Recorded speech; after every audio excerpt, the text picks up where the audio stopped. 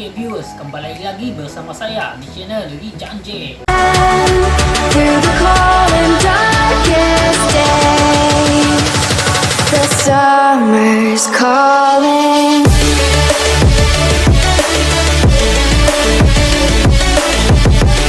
Oke viewers, hari ini saya mau kongsikan sama kamu satu berita yang viral di Keningau, pasar yang Bataras. Tapi sebelum ini yang setahu dari saya, hal ini dia sudah settle, tapi ada lagi masyarakat yang segelintirnya tidak mau ini case settle dan menjadi isu agama dengan politik. Hal ini cuma troli, tapi kenapa kamu kasih masuk di hal agama sama politik? Ini cuma troli, apa kena mengena sama agama dan sama politik? Saya pun tidak paham apa yang ada di otak masyarakat segelintir yang macam begini. Cuma hal kecil mau dibesar-besarkan. Oke viewers, berita yang saya mau sampaikan kamu pada malam ini ialah Pas Sabah tuduh Bataras menghina agama Islam. Aduh, sebelum ini tidak pernah saya dengar perkara-perkara macam begini berlaku di Sabah.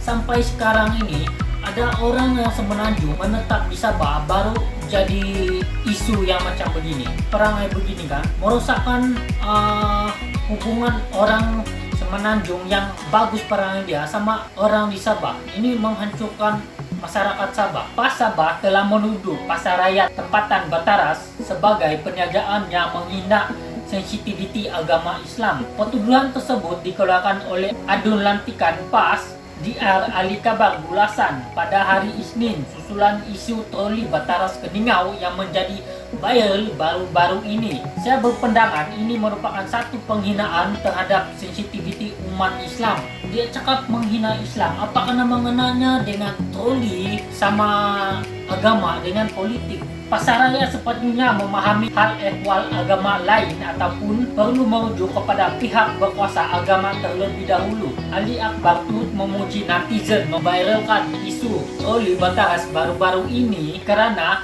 memainkan peranan proaktif dalam menangani masalah berkenaan. Saya menasihatkan semua masyarakat di Sabah, khususnya peniaga pasaran, lebih sensitif dan berhati-hati dalam semua tindakan perniagaan mereka. Oke bosku, saya kasih tahu sama kau, kalau kau sudah tahu itu kedai dia ada jual barang yang tidak halal, kenapa kau pergi di sana?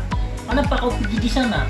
Ini kau punya salah sendiri. Kau sudah tahu itu kedai, itu supermarket ada jual yang makanan kamu tidak makan, tidak halal bagi kamu. Kenapa kau pergi beli di sana? Banyak lagi kedai tempat lain yang kamu beli-beli. Tapi kenapa juga kau mau pergi beli di sana? Kau ini, saya rasa kau ini kan memang kau cari pasal lah. Kalau ini kan memang betul-betul babi hutan lah. Sial, isu troli Bataras Keningau menjadi viral baru-baru ini apabila seorang netizen yang bernama Muhammad Haziq Abdul Rahman mempersoalkan keputusan Bataras Keningau menjual daging khinzir tanpa mengasihkan troli penggunaan. Oke Muhammad Haziq Abdul Rahman, saya kasih tahu kau orang semenanjung. Jadi kalau kau pergi di tempat orang, kau jaga kau punya perangai. Jangan sesekali kau mau kasih gaduh orang Sabah sama orang semenanjung yang berperangai bagus di sini Sabah. Kau ini orang luar, kau ini orang asing.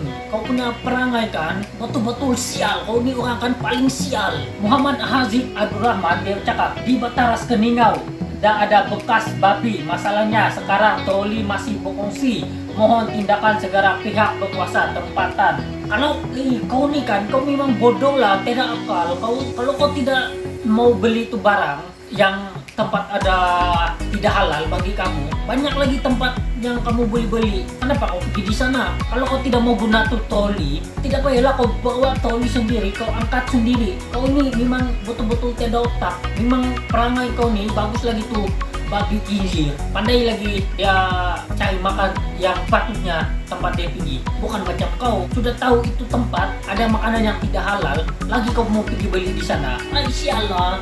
Saya makan mendapati Muhammad Haziq Abdul Rahman merupakan penyokong tegar Pas yang berasal dari Kelantan. Ini Kelantan, orang semenanjung memang perangai sial, betul-betul sial.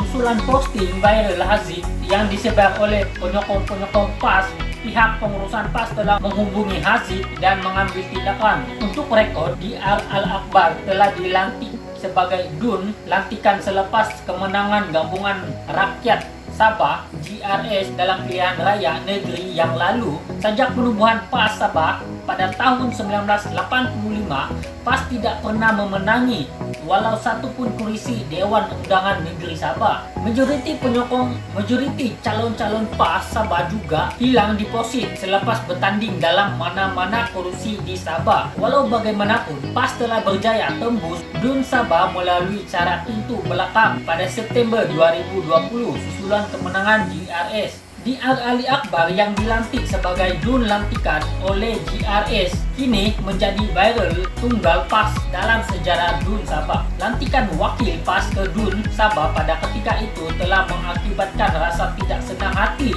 dalam kalangan penduduk Sabah. Antaranya karena PAS mempunyai rekod sebagai pelampau agama. Sebagai contoh, pada bulan Desember 2018, pimpinan PAS Tawau dan Kelabakan telah membuat satu laporan polis terhadap sambutan Hari Krismas dan ambang Tahun Baru. Oke viewers, apa pendapat kamu pasal yang dia cakap ini?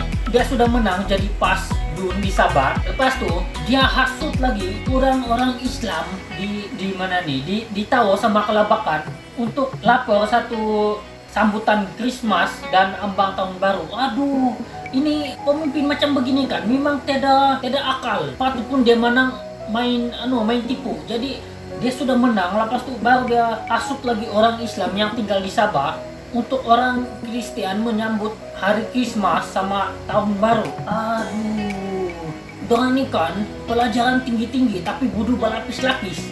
Memang sial orang pemimpin macam begini. Bagi saya kan, kalau orang yang pemimpin yang berkuasa di sini Sabah lah, cadangan saya lah kan, jangan sesekali ambil orang luar untuk bersaing mengambil mana-mana kursi di Sabah. Banyak lagi orang Sabah yang masih boleh ambil kursi untuk pertandingan masa PRU.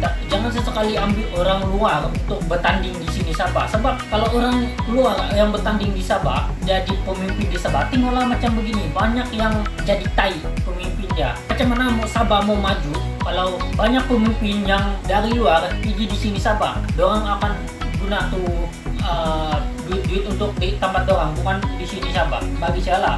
Oke, saya akan baca beberapa komen yang dimasukkan di sini. Inilah PAS perusak perpaduan, bawa perangai perkauman dari Semenanjung. Sabah kamu rusakkan perpaduan, bertindaklah dengan bijak, selesaikan secara dalaman, bukan main viral. Ini perangai dorang kan memang dari luar dorang bawa di sini. Sebab sebelum ini tiada pun hal yang macam begini. Sedangkan di mana-mana kedai pun dia kedai di sebelah kedai orang Muslim.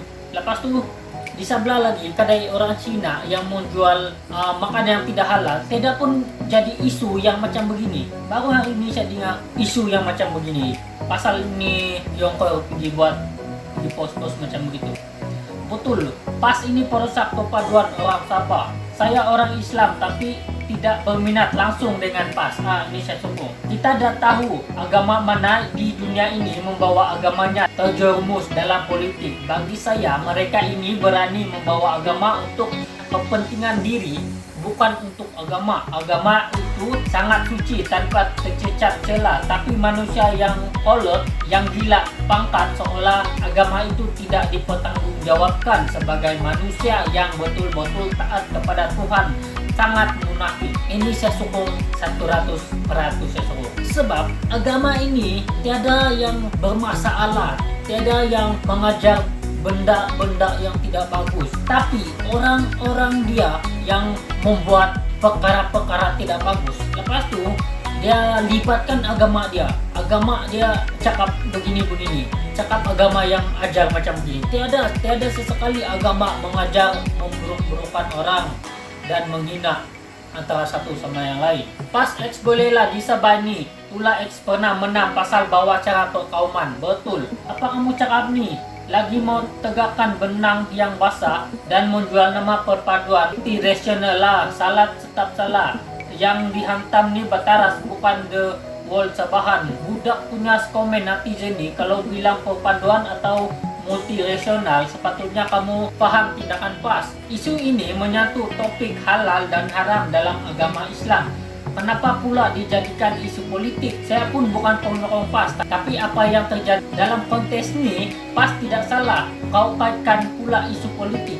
Apa pula tidak jadi isu? Pernahkah ada isu begini sebelum ini? Adakah pasar raya lain jual babi frozen troli sama? Coba bagi bukti, jangan main cakap aja. Kalau makanan tin memang tidak masalah. Kau paham ini dari aspek Islam, bukan dari segi sabab. Best PAS, pikirlah pakai otak. Ini dikatakan sebagai recis toleransi, bukan mau komen-komen pas tuh keluar cut news. Kita sebagai orang sabar, ini tidak perasankah? Kamu jaka yang perasan. Kenapa lah kalau supermarket itu jual daging khinzir, troli itu sama macam duit. Duit yang ada dalam poket kamu tuh pun haram jadinya. Duit itu sudah menjelajah, dibeli babi, ikan pasar, babi, pastu, rusuh, dapat pastu, rasuah lagi, judi dan lain-lain. Bakarlah duit yang haram tuh. Semua duit dalam bank ke, dalam poket ke, di mana-mana saja pun ada, pun sudah haram. Tolonglah jangan komen-komen benda-benda macam ni. Kalau tidak mau kena belun, kena cuci, kena sumpah. Jangan keluarkan statement yang bodoh. Pakai otak sikit. Kita sabar berbilang kaum dan agama. Tidaklah masalah dari dulu sehingga PAS muncul. Kami sudah cukup bertenang sebab kami ada recis toleransi. Kamu macam mana pula? Oke, ini saya sokong.